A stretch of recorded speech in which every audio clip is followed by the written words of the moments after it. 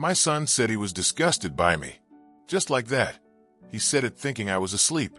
He said it from the next room in a low but clear voice. The kind a man uses when he's venting with anger and without remorse. And I stayed silent. I didn't say a word, not even a sigh. I just squeezed my eyes shut. It hurt more than any illness, more than any blow life had ever given me, because that disgust came from my own child. My name is Isaiah Cole. I'm 70 years old, and the story you're about to hear isn't pretty, but it's true. I was born in rural Mississippi. I worked with my hands in the fields as a boy and became a man pushing wheelbarrows of concrete when I was barely 14. After years of effort, I managed to build a small building materials business that, over time, became something respectable, nothing luxurious, but it let me raise my 2 children, pay for private school, give them a home, food, and even take them on trips I never dreamed of as a child. I was father and mother because their mama left early, and I was left with a 5-year-old boy and a 3-year-old girl. I never complained, never, because they were my engine, my faith. I cooked, washed, took them to the doctor, to school, to soccer practice, and school dance recitals. I worked from sunup to sundown and still found a way to read them a story before bed. And I did it gladly, not because I had to, but because I loved them with everything I had. And now, almost 40 years later, to hear him say it, my dad disgusts me. I couldn't sleep that night. I stared at the ceiling like a ghost, heart clenched, my mind repeating those words like a wicked echo. I didn't know whether to cry or laugh at myself for being so foolish, so blind, because now everything made sense. The impatient looks, the sighs when I spoke, the sarcastic comments at family dinners. I just didn't want to see it. I clung to the image of that little boy who hugged me with short arms, muddy hands, whispering, "Daddy, don't go," every time I left for work. But that boy no longer existed. What remained was a cold, ungrateful, cruel man. The next day I got up like always, brewed coffee, set bread on the table, and waited for him to come out of the room. When I saw him, he greeted me with the same face as always, like nothing had happened. "How'd you sleep, Pops?" "Fine, son. Very fine." And I offered him coffee without a speck of rancor in my voice, because I already knew what I had to do. Not in that moment, but something in me had cracked, or better said, something had awakened. All day his words wouldn't leave my head. I looked in the mirror and asked myself, is that what I am? An obstacle, a nuisance, an old man who provokes disgust?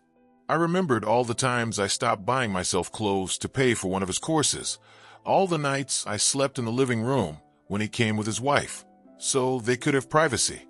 I remembered the day I signed a car over in his name without asking anything in return, and the time I pulled him out of an IRS mess by selling part of my lots. All of that, all of it, was carved into my heart like deep tracks. And still now I disgust him. I didn't say a word, not that afternoon, not that night. I went to bed again in silence, but this time I didn't feel defeated. I felt calm, like a man who finally accepts the truth. And when one accepts, one acts, but without scandal, without shouting, without doors slamming. Because when a father realizes his son no longer wants him, you don't beg for love. You gather your dignity, bow your head, tuck your pride into your pocket, and go. I won't tell you yet what I did, but I'll assure you of one thing. I didn't stay there. I didn't wait for him to change. I didn't go searching for comfort. I didn't ask for explanations. I just watched and took notes of my soul.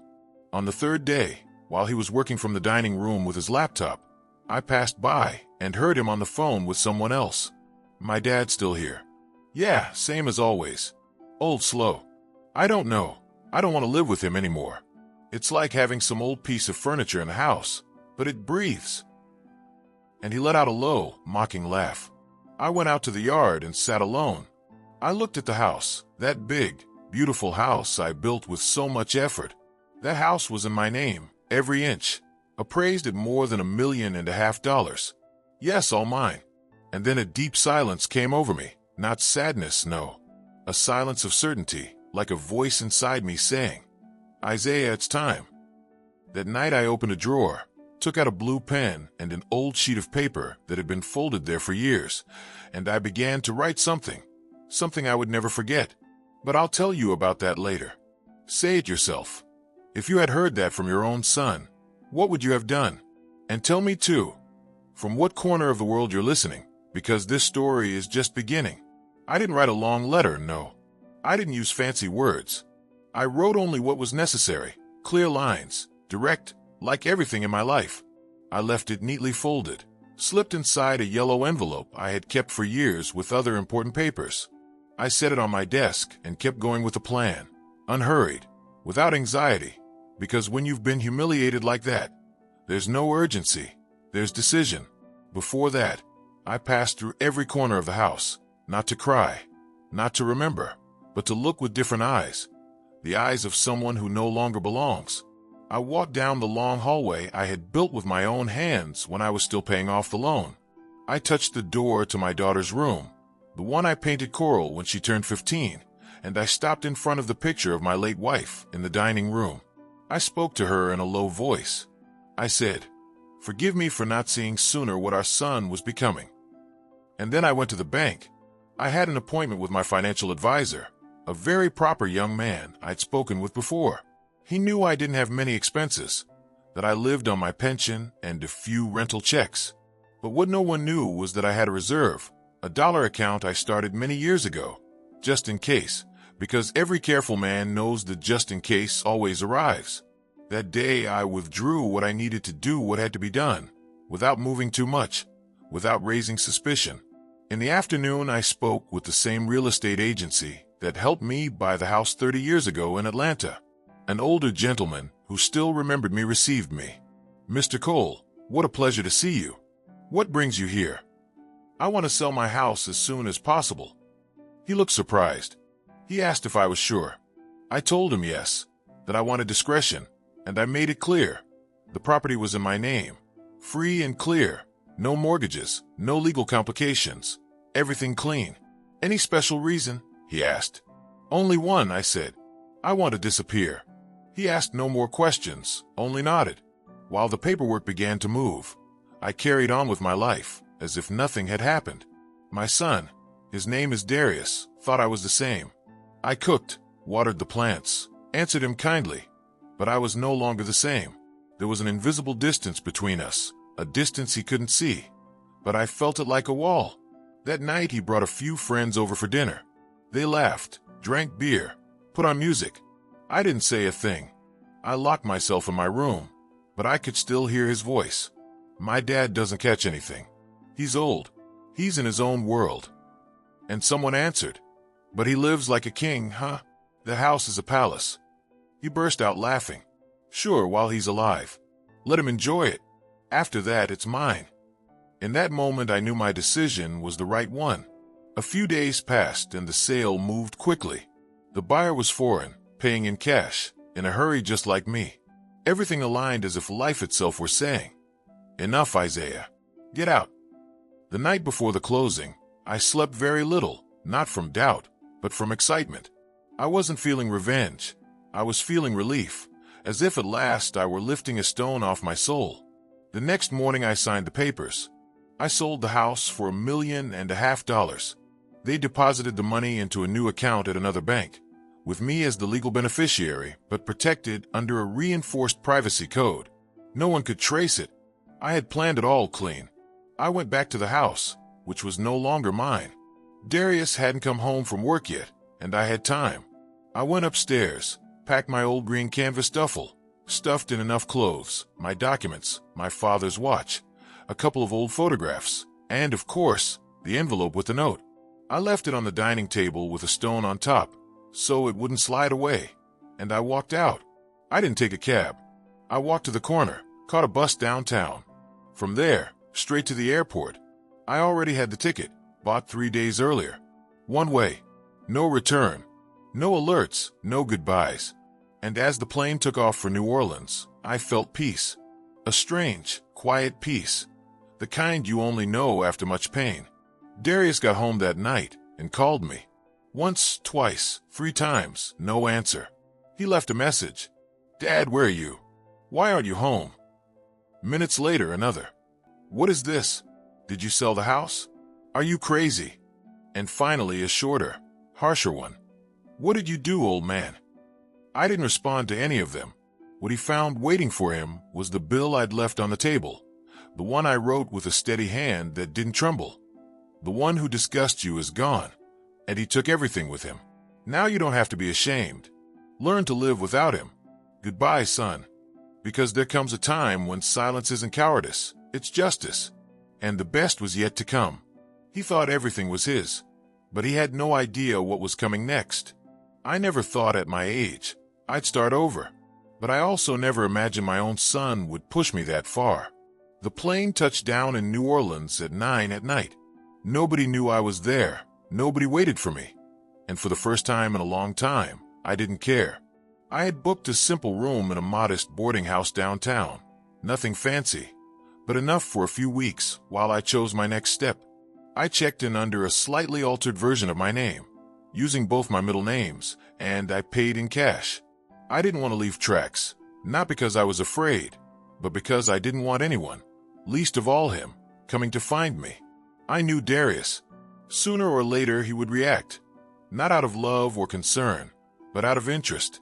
That same night, lying on the hard bed, I turned on my old phone and saw more than 20 missed calls, all from him.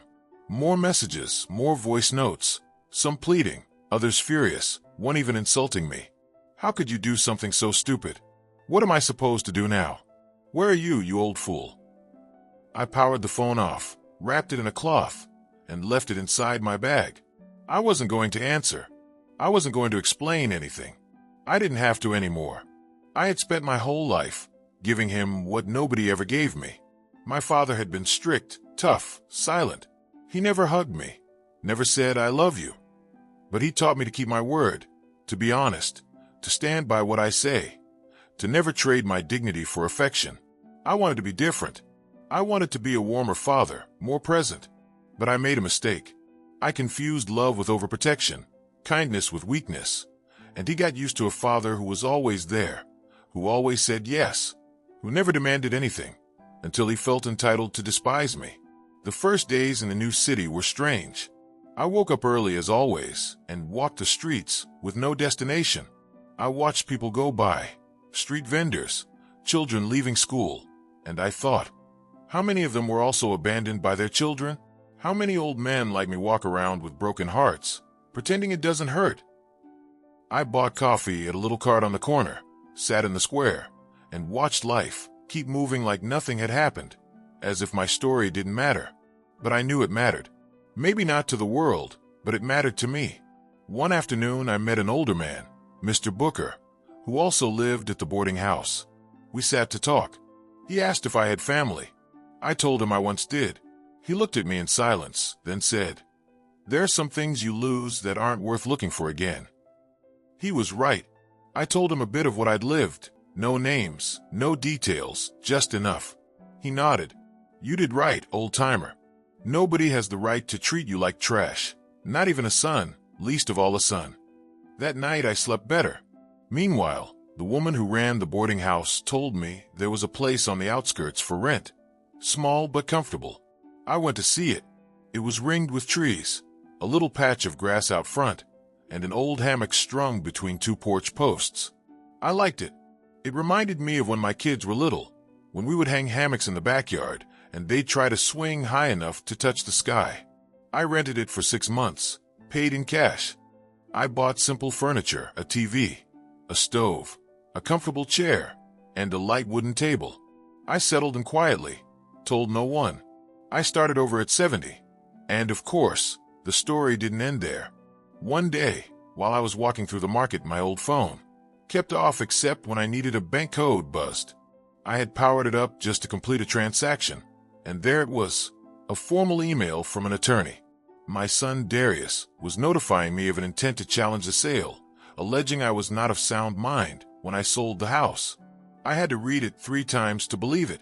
He wanted to claim I was senile, that I didn't know what I was doing. I didn't get angry. I didn't despair. I just breathed deep and smiled, because I had already anticipated all of it. Before the sale, I had asked my doctor for a full certificate, signed and stamped, stating I was in full mental and physical health. I had also recorded a video with the notary, explaining that the sale was voluntary, deliberate, without pressure of any kind. And on top of that, I had drafted an additional document stating that I was doing it by personal decision, for private family reasons I didn't wish to share publicly. Everything archived, everything legalized. So I called the attorney from the email. I introduced myself calmly as Mr. Isaiah Cole and said, "Tell Darius to forget it. He won't get a cent out of that house. And if he keeps pushing, I'll present evidence that will make him look ridiculous in front of a judge." There was no response for several days until another message arrived, this time a voice note from Darius. His voice sounded different, tired, desperate. "Dad, I didn't know you had done all that. I didn't think you were really going to leave like this. I was just angry. Okay, I didn't mean it, the disgust thing. It was stupid. I'm sorry. Come back, please. Come back. Don't leave me alone." I didn't answer. I turned off the phone, poured myself a coffee, went out to the porch, settled into the hammock, and for the first time in many years I felt I didn't owe myself to anyone, because there's no greater abandonment than the kind that comes from a child who still lives under your roof and treats you like you're invisible. And I was no longer willing to live like that. No more, never again. I had no intention of hearing from him again. After all, what else could he possibly say? I'd already heard it all. And the worst pain doesn't come when they shout at you in anger. It comes when they despise you quietly, thinking you can't hear. That disgust wasn't just a word, it was a sentence. And when a son condemns you like that, there's no going back. But life has its own turns. Sometimes, when you think a chapter is closed for good, you get an unexpected call. This time it wasn't him. It was his sister, my daughter Lila. The call came on a Tuesday morning. I had just returned from the market, carrying a loaf of warm bread and a few ripe tomatoes for my soup. I answered without checking the number. "Dad," her voice. I recognized it instantly. I stayed quiet for a few seconds. "Dad, are you there?" "Yes, baby girl, I'm here." There was silence on the other end, the kind that's heavy with held-back emotion. "It took me a long time to find you," she said, her voice breaking. "Nobody knew where you were. Darius wouldn't say anything. He just told us you sold the house and disappeared." "And what did he tell you about why I did it?" "He said you had a crisis, that you weren't well." I laughed softly. "That sounds convenient." "Dad, I swear I didn't know what happened, but I suspected something, because he hasn't been the same for a long time." I asked her to speak calmly, without rushing. I told her my side of the story, without embellishment, without exaggeration. I told her about the disgust, the plan, the sale, the note I left. She cried, not from shock, but from sorrow. "I always knew something wasn't right," she confessed. "Darius changed. He became arrogant, cold. He used you, Dad, and I saw it, but I was scared to say anything. He told me not to interfere, that you knew what you were doing." "I did know, Lila," I said. "I just didn't want to see it, because as a parent, you always hope that love will be stronger than ingratitude, but it isn't always so." She asked if she could see me. She said she needed to hug me, that she had things to tell me, that her son, my grandson, asked about me all the time. I hesitated. I still had that deep distrust in my chest, the fear that it might somehow be part of one of Darius's games. But something in her voice convinced me. Lila had always been the more sensitive one, the fair one, and after all, not all children are the same. A week later, she arrived at my new home. I saw her step out of the cab with tears in her eyes, holding a paper bag of pastries and a box of old photos. We hugged for a long time. We cried without saying anything. That hug said everything that years of silence hadn't. We spent hours talking. She told me things that froze me inside. How Darius had tried to break into my old house after the sale. How he'd made a scene with a new owner. How he told the family I had abandoned him. That I was sick. Even tried to call in favors to declare the sale invalid. But nobody believed him, because the paperwork was spotless, and because, in the end, time always puts people where they belong. Lila asked if I'd ever think of returning. I told her no, that this new life, though modest, gave me something I hadn't felt in years, peace. That I didn't miss the noise, or the TV blaring, or the sarcastic comments at dinner. I preferred birdsong in the morning and silence at night. She looked at me with such tenderness, it broke me. Dad, can I come visit more often? Always, baby girl. This door will always be open for you. That afternoon, after she left, I sat in the hammock with a cup of coffee, watching the sunset. I wondered how many men like me had to start over after giving their whole lives away. How many fathers were discarded like old furniture. Society applauds us when we work and provide, but when we grow old, it wants us quiet. And when a son says, "My dad disgusts me," what he really means is, he's no use to me anymore. But that's when a man must respond, not with hatred, not with shouting, but with dignity, with firm steps, with actions that teach without words. Lila's visits brought color back into my days. She came every Saturday afternoon, bringing food she cooked herself, sweeping the porch, listening without interrupting. And the most beautiful part, she brought my grandson Malik, an 8-year-old boy with big curious eyes, who looked at me like I was some kind of hero. The first time Malik came, he walked up to me shyly with a ball in his hand and said, "You're my grandpa Isaiah?" I swallowed hard. "Yes, son, I am." "Why didn't you live with us? Mama said you were traveling." I looked at him carefully and chose my words. "Sometimes, son, grown-ups need to find their place too." "Is this your place now?" he asked. "I think it is. Do you like it?" He nodded, then hugged me tight, without explanations, without judgment. That hug was medicine for my soul. As weeks passed, my life found a new rhythm. Mondays I cleaned the house. Tuesdays I went to the market. Wednesdays I walked in the park with Mr. Booker. Thursdays I wrote in a notebook where I began to record my memories. Fridays I cooked something special. Saturdays I waited for Lila and Malik with open arms. Never Sundays. She couldn't come then. She said Darius always demanded her presence that day. Ironic, isn't it? The man who turned his back on me now demanded attention. But don't think he stayed quiet. No, his pride wouldn't allow that. When the legal route failed, because he couldn't challenge the sale, nor claim my incapacity thanks to the papers I'd signed, he tried to smear me in other ways. He called distant relatives, saying I'd left him on the street, that I'd gone crazy, that I needed help. Some wrote me with concern, others with disguised judgment. I didn't reply to any.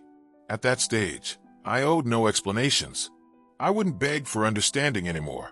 One day a handwritten letter arrived without a return address. I recognized the handwriting instantly. It was Darius's. Short, cold. It said, "I don't know what you gained from all this. All you did was tear the family apart. You took what was mine by right. I hope you're satisfied. I don't hold a grudge, but time will set things straight. Goodbye, Dad." I read it 3 times, not with emotion, but with disbelief. Not once did it say, "I'm sorry." Not one line showed a hint of self-awareness. No question, no humility. Just wounded pride dressed up as courtesy. I burned the letter in the yard, not out of anger, but for emotional hygiene. And that very day, as the ashes floated in the wind, I sat in my hammock with my notebook on my lap and wrote a sentence I never thought would come from my hand. Sometimes to heal, you have to break the mirror and stop searching for a reflection that never existed. That line stayed with me. It became a key that opened many inner doors. And each door I opened freed me a little more from the guilt I had carried on my back. Because yes, there were days when I asked myself if I'd failed as a father, if I'd been too soft, if I should have set limits earlier. But then I told myself, no, you're not guilty of loving. It's not your fault if the one who received your love didn't know what to do with it. A month later, Mr. Booker signed me up, without asking, for a small gathering at the neighborhood community center. It was a meeting for seniors to share life stories, play chess, tell anecdotes. At first, I didn't want to go, but he insisted, and so I went. There I met men and women with stories that shook me. A woman abandoned by her 5 children, a man declared legally dead so his family could take his pension, a grandmother thrown out by her daughter-in-law after raising her grandkids as her own. And yet, they were all smiling alive, telling their stories like gardeners watering a plant so others could bloom. When they asked me to speak, I did, voice steady, chest open. I sold my house and disappeared because I heard my son say I disgust him. I didn't leave out of pride. I left out of self-respect, because if I didn't defend myself, no one would. A father's love should never be an excuse for a child's cruelty. There was silence, then applause. A woman hugged me on the way out, tears in her eyes.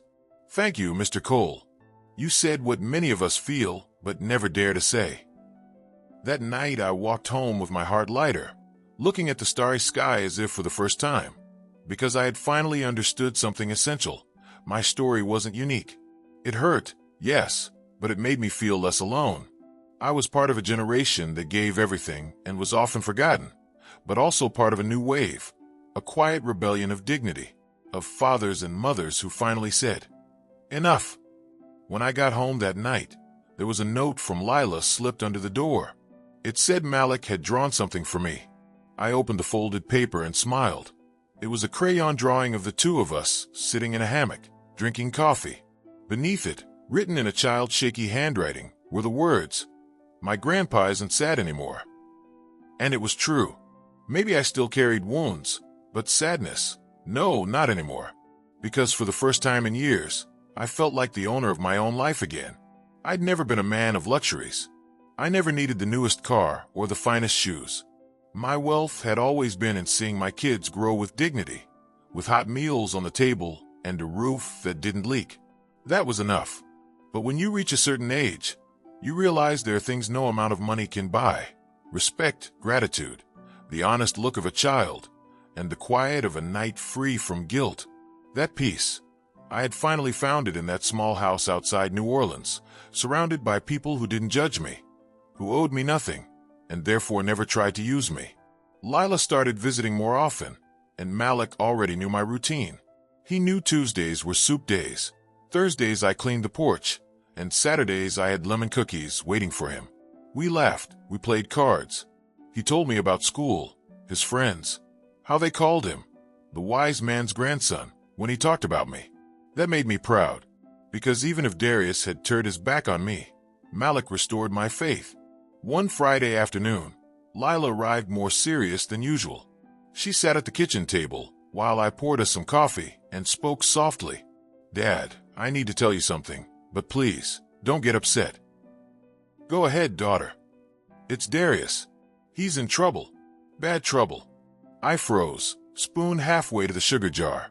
"What kind of trouble?" "They fired him. Apparently, there were issues with some co-workers, and an internal audit found irregularities. He denies everything, but things don't look good. He's desperate." I didn't say a word. I served her coffee, sat across from her. "And what do you think I should do?" "Nothing, Dad. I just thought you should know. He didn't ask me to come. He doesn't even know I'm here. But I think he's hitting rock bottom. And you know how he gets when he feels trapped. He lashes out. Do you think he'll come looking for me?" "I don't know. But if he does, I want you to be ready." I nodded. I had a feeling this day would come. Darius had always carried that blend of pride and despair that makes a man dangerous when things don't go his way. He thought the world owed him something, that everything he had was a right, not the result of anyone else's sacrifice. But I was done holding him up. That night, I didn't sleep much. I sat on the porch under the stars, thinking about life.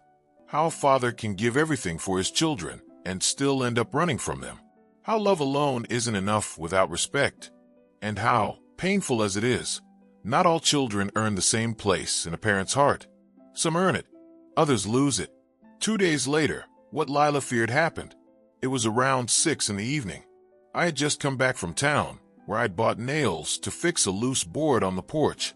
As I turned the corner, I saw him, Darius, sitting on the curb with his head in his hands. He looked worn out, dark circles under his eyes, wrinkled clothes, that lost look of someone who's run out of lies. He saw me, stood up and said, "Dad." I didn't answer. I kept walking toward the house. He followed. "Dad, please, just listen." "Listen to what?" "Another speech about how I owe you something." "No, not this time." "Then speak." He hesitated, breathing hard. His eyes were red. "I messed up, I know. I said things I shouldn't have, things I didn't even mean. I was angry. Not at you, at myself. But I took it out on you. You said I disgusted you. Remember that? He lowered his head. Yes. Tell me, Darius, what do you do with a father who disgusts you? Ask him for help when everything falls apart. He said nothing. What do you want now? I asked. Nothing. I just wanted to say, if one day you want to talk to me again, I'll be here. I won't bother you anymore, I promise. He looked at me one last time, then turned and walked away, slowly, dragging his feet, like a man who no longer has anywhere to go. I stepped inside, closed the door, leaned my back against it, and took a deep breath. I didn't cry. I didn't feel pity. I just felt free. That man, my son, no longer had power over me. Not his words, not his misery, not his guilt. I was no longer chained to any of it. That night I wrote another line in my notebook, one I hope Malik will read someday. Forgiveness isn't always going back. Sometimes forgiveness is walking away, taking a different road far from the one who hurt you. And with that, I slept peacefully, because sometimes justice isn't punishment, it's simply distance. Weeks passed. Lila came by more often. Malik ran through the garden as if it were his own, and I even hung a new hammock just for him. The neighbors greeted me by name now. They invited me to give talks at the senior center, and though I resisted at first, I ended up going. I shared my story, no names, no details, just truth. Many men hugged me afterward. One, with tears in his eyes, said, "Thank you for saying what I never dared to." And I understood then that the silence of old men is often louder than resignation. When one decides to speak, others rise with him. One Friday afternoon, with the cool breeze coming off the river, Lila told me Darius had gone to her house. He was worse, no job, in debt, even trying to sell things from his rented apartment without permission. His landlord threatened to press charges. "He's sinking, Dad," she said, still blaming everyone but himself. "And what does he want now?" I asked. "He says he needs help, that he can't do it alone." "Do you believe him?" "No, Dad, not anymore, but he's still my brother. And I'm your father. That's why you're here telling me." She nodded. Her eyes were tired, like someone carrying someone else's pain. I knew it was only a matter of time before Darius showed up again, not for forgiveness, but for a lifeline. And I already knew I wouldn't be the one to give it, because sometimes the greatest act of love is knowing when not to reach out your hand. 3 days later, it happened. Someone knocked on the door just as I was finishing lunch. I got up carefully, not expecting company. When I opened it, there he was. Darius. No bag, no flowers, just that long face and a broken voice. "Dad, I don't have anywhere to sleep tonight." I looked at him quietly, leaning against the doorframe. "I lost everything." "Everything," he said. "No, Darius," I answered. "You didn't lose everything. You lost me. And that happened long before tonight." "So that's it," he said bitterly. "After all you did for me. Now you're going to leave me out here?" It hurt, not because of his words, but because of the manipulation behind them. Even now, he didn't understand. He still refused to take responsibility. "Do you know why I can't let you in, Darius?" I said softly, "Because you're not asking for forgiveness. You're asking for help, and they're not the same." "What's the difference?" he asked, eyes glassy. "Forgiveness comes from the soul. Help comes from convenience. And you, son, didn't bring your soul here tonight." I closed the door slowly, not in anger, not with violence, but with certainty. My hands trembled, not from fear, but from conviction, because that was the last time I saw him. After that night, I never saw Darius again. Lila later told me he'd left the city, trying to find work in another state. She'd heard he was telling people I was a bitter old man, full of resentment. It didn't bother me anymore. I had stopped giving him that power long ago. Instead, I focused on my life, on Malik, on the sunshine, on the smell of coffee each morning, on the simple things that reminded me I was still alive. I repaired the porch with my own hands, painted the walls a soft amber. I planted herbs by the kitchen window. My days became peaceful again, quiet but full. I woke early, brewed coffee, swept the yard, sat on the porch watching the lights slide across the trees. Sometimes I wrote. Other times, I simply breathed, listening to the birds, watching the leaves fall slowly, one by one, with no hurry. Lila kept visiting every weekend. Sometimes she brought Malik, sometimes she came alone. She'd tell me about her work, how she was starting a small business of her own. She'd ask for advice, laugh at my jokes, scold me gently for not eating enough greens. She made me feel like a father again, but not out of duty, out of love. One morning she arrived with a cardboard box in her hands. "Dad, I brought something I think belongs to you." "What is it?" I asked. "Things of yours I found in the old house. They were stuffed in a closet with some of Darius's papers. I think you forgot them." I opened the box carefully. Inside were old photographs, notebooks, receipts, and a few letters from when my wife was still alive. Then I found an old cassette tape with my handwriting on it. Darius, Math Lessons, 1989. I still had a tape recorder. I dusted it off, slipped in the cassette, and pressed play. My voice filled the room. "Come on, son. You can do it. 9 times 7. A small, hesitant voice answered. 63? "That's right," I said in the recording, laughing. "Good job." The little boy's voice answered back. "Thanks, Daddy." I broke down. Not loudly, just tears running silently down my face. That boy loved me once. That boy hugged me without shame. That boy believed in me. Somewhere along the way, he had vanished, and I hadn't noticed when. Lila stood there quietly until the tape ended. Then she asked softly, "Do you regret anything, Dad?"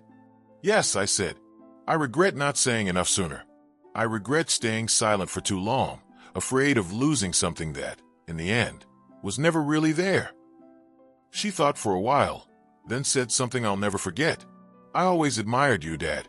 But since the day you walked away from that house, I admire you even more." Her words wrapped around me like a warm blanket. I realized then I hadn't failed as a father, not really. Maybe I had failed as a man, too patient, too quiet, too forgiving. But I hadn't failed in love. I just allowed it to go too far. Days later, I received a certified letter. It was from a law firm. For a moment, my heart sank. I thought everything was already behind me. But when I opened it, I saw it was a notice of identity fraud. Darius had used my name as collateral for a loan he never paid, signing a falsified version of my old signature. I no longer owned the house, but he had used outdated documents. The bank had caught the irregularity and wanted my cooperation for the investigation. They didn't blame me, but they needed proof. I called the lawyer who had handled the house sale. The next day, he filed a formal complaint for identity theft. We had everything: compared signatures, dated documents, notary statements, all airtight. I wasn't surprised. By then I knew exactly what my son was capable of. But this time, it didn't hurt. It didn't even anger me. It was like reading about a stranger. That chapter was too far behind me for its shadow to reach me anymore. What did bother me, though, was Malik, the father he had, the example he was seeing. So I made a decision. I called Lila and told her I wanted to set up an education fund for Malik. I didn't put it under her name or mine. I made it untouchable until he turned 18, managed by a financial guardian and bound by legal supervision. At least that boy, I told her, will never have to repeat this story. She cried, hugged me tight. "Thank you for not giving up, Dad." "I did give up once," I said, "when I thought everything was lost. But not now. Now I'm more alive than ever." That night, I wrote a letter to Malik and locked it away with the trust documents. I told him who I was, what had happened, how a man can fall but also rise again. I told him that he had been my hope in the middle of the wreckage, and that someday I hoped he'd become a man of dignity, different from his father, not out of hate, but out of wisdom. The following weeks were calm. The lawyer called to tell me Darius hadn't shown up for questioning. He was reportedly living in another state and might face legal consequences soon. I didn't rejoice, but I didn't grieve either. When you play with fire long enough, eventually you burn. One afternoon, while watering the garden, Malik rode past on his bicycle, grinning ear to ear. He stopped at the gate and shouted, "Grandpa, I love you." I dropped the hose, walked to the fence, and said, "I love you too, son, more than you'll ever know." And in that moment, I knew every tear, every silence, every hard choice had been worth it. Because what you plant with love, even in rocky soil, will bloom eventually, if you have the courage to keep planting and the patience to wait for spring. Weeks passed peacefully. My little house no longer felt like a refuge. It felt like home. I wasn't wealthy, but I had what mattered: dignity, purpose, and peace.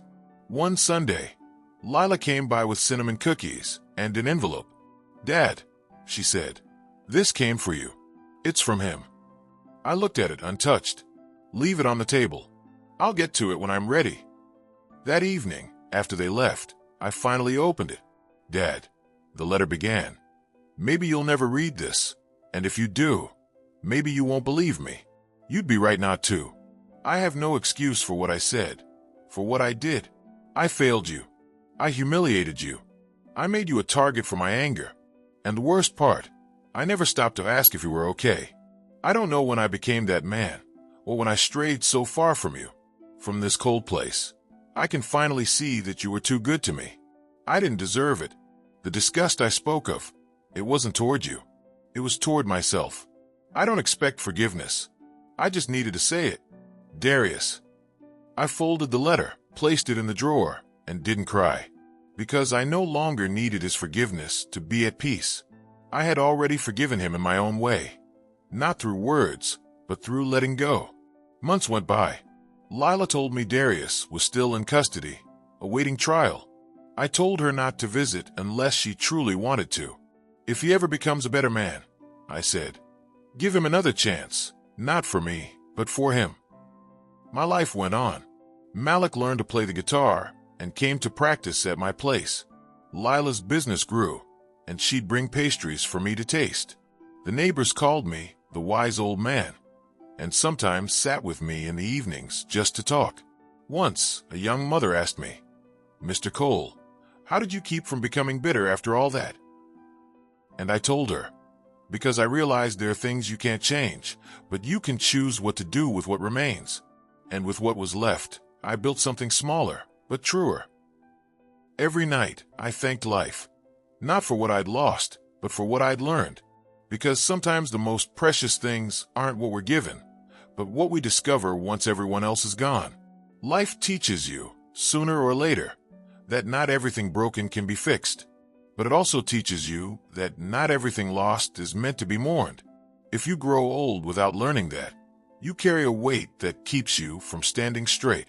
I, thank God, let go in time, not to forget, but to stop carrying what no longer belonged to me. It's been 2 years since that night I heard my son say he was disgusted by me. 2 years since I sold my house, vanished, and left that note on the table. In all that time, I haven't seen him again, haven't heard his voice, haven't received another letter. Not because I couldn't, but because I didn't want to. Some things, once broken, can only be accepted and released. My life now is simple, peaceful. The little house I once rented is mine. I bought it quietly, piece by piece, with part of what was left from the sale. I rebuilt it with my own hands. I planted lemon trees in the yard. When they bloom, I think of a line I wrote in my notebook. Deep roots don't fear the wind. Malik is 10 now, curious, kind, respectful. He listens to my stories like they're secrets. And when I see his eyes, I see hope, the kind that keeps a man alive. Lila's doing well too. Her bakery is thriving. She still finds time to sit with me on the porch, share coffee, laugh about little things. She cares for me without making me feel old. That's worth gold. Not long ago, she asked if I wanted to make a will. I said yes, but on one condition, that she wouldn't see it until I was gone. I wrote it calmly. I left money for Malik's studies, the house for him too, and a sealed envelope he'll open when he's old enough to understand. Inside are my memoirs, written for him to learn that love without boundaries turns into pain, and that dignity should never be negotiable. And Darius? Not a cent, not a word, not out of vengeance, but out of justice, because you can't reward someone who tramples you, nor inherit someone who despises you. Sometimes loving a child means telling them, that's far enough. A few months ago, I had an unexpected visitor, his mother. We'd been apart for decades. She told me Darius was living in a shelter in another state, doing volunteer work, giving talks on self-recovery. She handed me a folded paper. He asked me to give you this. I waited until nightfall. Then, under the soft Louisiana breeze, I opened it. Dad, this time I'm not asking for anything. I just want to say I finally understand. I became the man I swore I'd never be. And worst of all, I was that man with you. I know I don't belong in your life anymore, but everything you taught me finally caught up to me. Wherever you are, I wish you peace. Darius. I read it once. Didn't keep it. Didn't reply. I just folded it, set it on the table, and looked up at the stars. Because sometimes the greatest act of love is not going back. It's letting the other person find their path alone. I had already given everything I had to give. And what I hadn't given, I kept for myself, for the first time in my life. Now, when I look back, I don't regret a thing. When I heard those cruel words, my father disgusts me. I didn't respond with hate. I responded with action. And that made all the difference. I may never again have a big house or family dinners around a crowded table, but I gained something greater. A life that is mine. A peace no one can take away. A love that doesn't hurt. So if you're listening to this story and you're standing on the edge of giving up, if you think it's too late, that nobody sees your worth, I tell you this from the deepest part of my heart. It's not too late. It's never too late to choose yourself, to lift your head, to say no more. Because sometimes the end isn't a fall. It's a rebirth. And if you've stayed with me till now, thank you for listening. Every word I've spoken came straight from my heart. And if this story touched you, share it. Because maybe, somewhere, another father needs to hear that it's okay to start over, with dignity, even if it means doing it alone.